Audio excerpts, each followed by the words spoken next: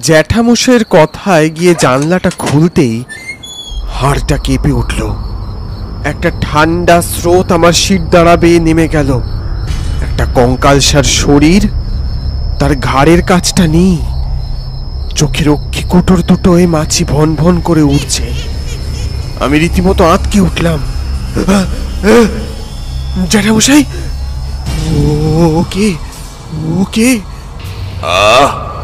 থামবি? ওকে বলতে দে। বল বল, তোর কি হয়েছে বল। কর্তা, আমার বিচার চাই কর্তা। কর্তা, আমার বিচার চাই। ওরা আমার সাথে বেইমানি করেছে কর্তা, বেইমানি করেছে। আমার মিথ্যে চোরের অপবাদ দিয়ে আমাকে শেষ করে দিয়েছে কর্তা। তারপর আমার দেহটাকে জঙ্গলে পুঁতে দিয়েছিল কর্তা। আমার যে কত কষ্ট হয়েছে কর্তা, কি কই। আমি এর বিচার কি পাবনি কর্তা? আমি কি এর বিচার পাবনি? সব বিচার পাবি তুই। এবার আমি বলি, তুই তোর জমিটাকে গ্রামের কিছু লোককে চাষ করতে দিয়েছিলি, তাই তো? আর ওরা তোর জমি হাতিয়ে তোকে ফাঁসিয়েছে, ঠিক বলছি? হ্যাঁ কর্তা, ঠিক বলছেন।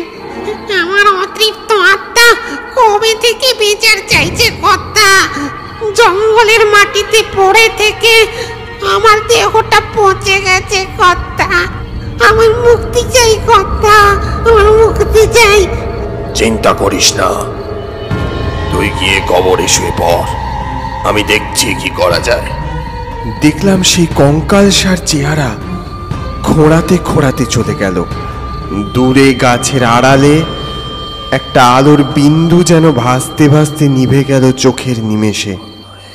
খবরও রটে গিয়েছিল জ্যাঠামশাই নাকি মারা গেছেন।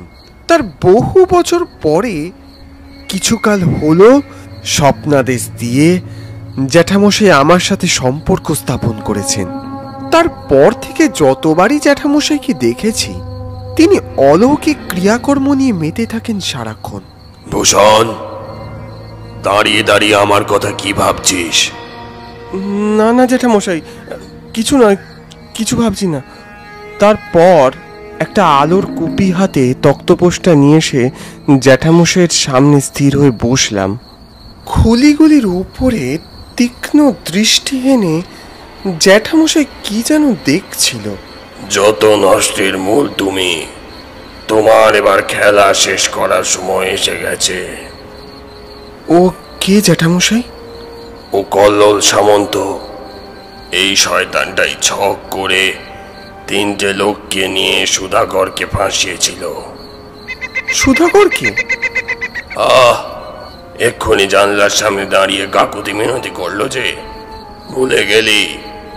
সাথে সাথে দেখলাম ওই নরকঙ্কালের মুন্ডটা হাওয়ায় ভেসে উঠল। জ্যাঠামশাই খুলিটাকে হাত দিয়ে ধরে একটা কোমল হাসি দিয়ে আমায় বলল, এবার বল তো ভূষণ, তোর সমস্যাটা কোথায়?